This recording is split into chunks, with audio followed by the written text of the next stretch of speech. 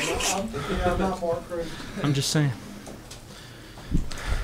State your name, guys, who you are. Say it. Jacob Sheldon Collins. Mark Reardon. Kevin Elder.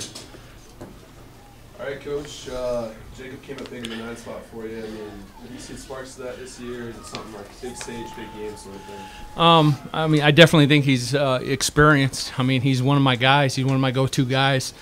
He's hit anywhere from 1, 2, 7, 8, or 9 all year. What he does is it's really another leadoff down in the 9 hole to get us back up to the leadoff. Jacob said earlier today when he went to Subway that he was trying to not hit one off the wall tonight, but he was actually going to hit it over our line because that played out that way. Andy almost got a second. I was going to say he's 50%. Yeah, I mean, I'll give that to you guys. We'll take it, but no, it certainly worked out very good and couldn't be more happy with it. Yeah. Take us through out of that if you would. I think the first pitch was a ball, second one was a strike. I mean, I was seeing it well, so I was just focusing on getting my foot down and just hitting it in the middle of the bat, and after that, can't do much about it and just see what happens, and worked out well. Is there something different? Is there something different about playing here? You're now got a home run all year, and then you almost hit 3 in a 2-night span. I mean, it's the same everywhere. Like, it's just a game, and I mean, I just have fun every day I'm out here. And fortunately, I was able to do it on a big stage. But yeah, I just have fun and get my at bats in everywhere I can. What'd you think when you hit it? What was your reaction inside? I was blowing it out. I was praying that thing was going out, but no, fortunately it did. No, I couldn't have been more happy. Coach, Kevin came up big. You didn't have a lot of innings coming into it, but you relied on him in relief, and then the start here. His stuff was live tonight. I mean, tell me about his performance. I mean, what you don't understand about Kevin, and everybody can make the jokes all they want. I mean, I call him John Candy, so and he answers to it. So, highly recruited out of high school in Illinois, signed and went to the University of Arizona on a huge scholarship. Ended up having some arm problems. A year ago, he was about 77 miles an hour. He got to our place, and he came over this last summer. He walked on, and just great kid, great family. He's worked his tail off to get back to where you saw a lot of 84 to 89s. The other night, when he knows he's just in there for an inning, you know, he'll blow out his tank, and he'll be up to 89s and stuff, and just has good stuff and will compete. What exactly he did, I wanted to get 4 or 5 innings out of him, and you know, the offense took care of the rest. You don't really expect a guy that throws high 80s to have just a nasty 12-6, but he came in there and he was sitting guys down. Throw some wiffle balls, don't he? So, about his off-speed pitch. well, the one pitch he really didn't have tonight that he usually does is his changeup, and I was getting on him about it from the dugout to the mound. But because usually that's his great equalizer with left-handers, and he did a couple times with the Reyes kid to get ahead. He'd foul it off, very aggressive, very good hitter, and was able to throw some changeups in there. But he'll drop down those 2 seams in. He'll drop down, and it's all about looks. It's all about looks and timing for hitters. And he's one guy on the play. You'll see an 83, and then he knows what he's doing, and all of a sudden the next one's 87, 88, and it's all about messing up the timing of the hitters. Kevin, after hearing what Coach Reardon just had to say about that, you know, how satisfying is it to be able to succeed on such a big stage like this after having to go through all that? It feels good. My whole life I've been playing in big games and everything. A little bit of setback last year. Didn't expect to get hurt. Worked my tail off, like you said, this last year, just to try to be able to even pitch. You know, I was happy just coming out of the pen, doing whatever he asked for me to do. And then he just asked me to start tonight, and just did my best. What were your thoughts when you were asked that, and could you imagine it going any better? I just thought I had to get the job done, do whatever he asked to do, and get in there and throw strikes. He said keep the ball away.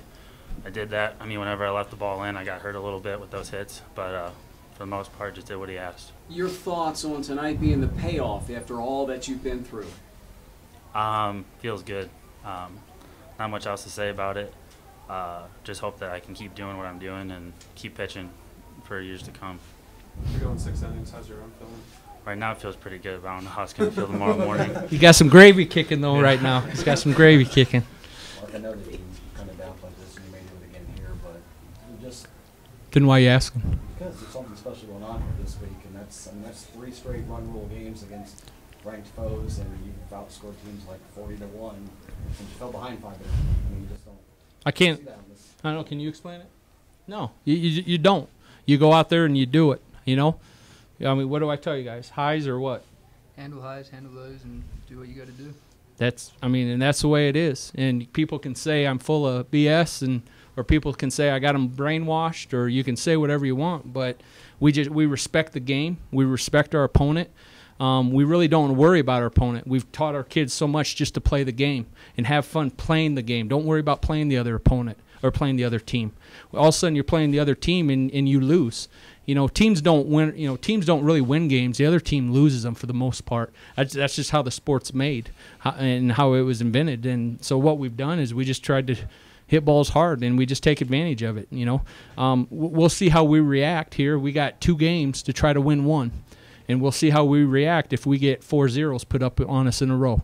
Because that's the reality of it. But if you could, how would you describe your team's offense the last 3 games? It's been consistent. It's been consistent. I'm not gonna. Do I give you guys a lot of props? No. See, it's baseball. I don't get on them a lot. We don't talk about it a lot. That was all fall and winter. I did my work all fall and winter, and this is I set up a lineup. I try to get involved with a little bit of feel and gut feel and just instinct in the game. And other than that, the kids are playing. So I had no problem. I brought Kevin in my hotel, and I said, this is what I need. I love you. I know where you've been. Just what he said. He's pitched in big games, fellas, all high school, all the select ball, playing with the Red Scout team and playing all over the country. He's played against some really real-deal talent. So I knew he'd be able to go out there and do what he did, to be honest with you, give us a chance. I really don't know what to say about the offense. It's been awesome. I'm spoiled right now. That's great, but that's not really how this game is made to go every day. So we take it right now.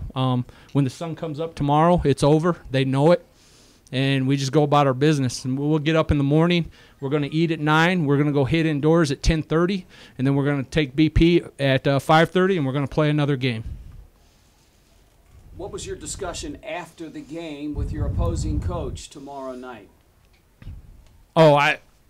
He wanted to know where I eat and where I sleep, because he wants a little bit of that, he said, because he goes, you guys, I don't know what you're doing, but you can flat out hit. I said, thanks. And I said, hopefully we can do it tomorrow night.